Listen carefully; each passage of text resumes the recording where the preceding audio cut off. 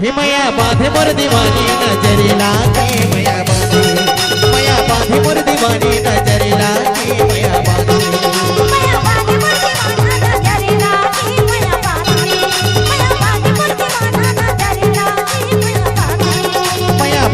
दीवानी नजरे लागे मया बांधे मोर दीवानी नजरे लागे मया बांधे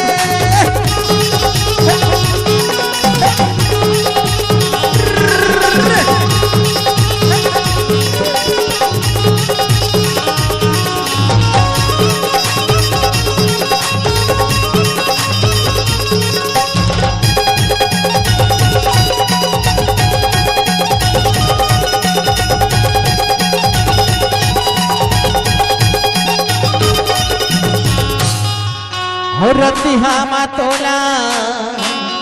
ये जगाई दे हमें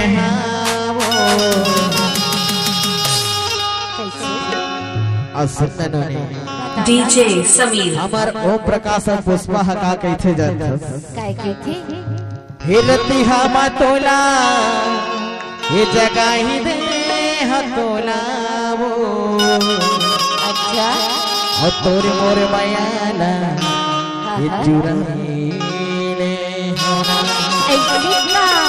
अरे ते घरे बार तो कई खानो ने मया बांधे मोर दीवानी नजरे लागे मया बांधे मोर दीवानी नजरे लागे मया बांधे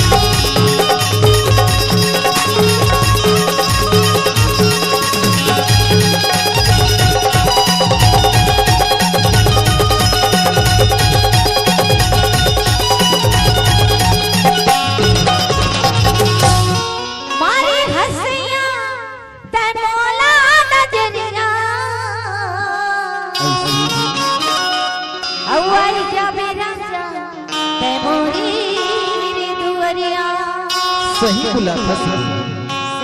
डीजे समीर मारे हसैया ते बोला नजरिया अवाई जा मेरा जा ते मोरी दुनिया उठा के जमाल सखी उठा के जमाल सखी नजर लागे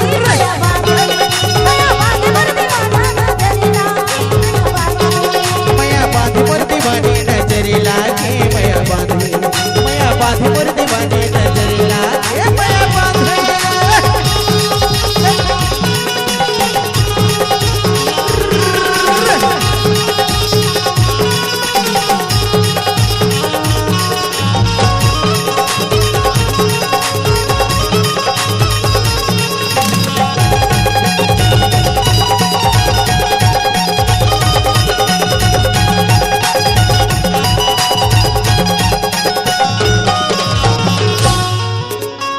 और संजिहा के बेरा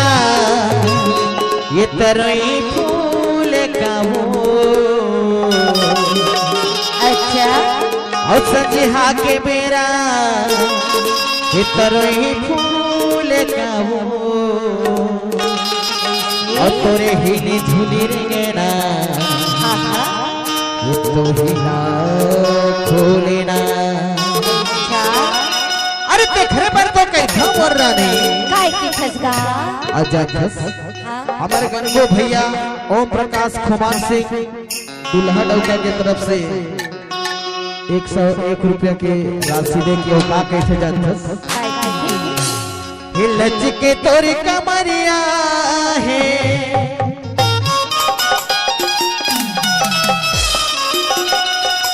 हिलच के तोरी कमरिया है बाली है वो मरिया घुमा के लाऊं अच्छा और तोला कोहा मेरे घुमा के ला होतेला बताओ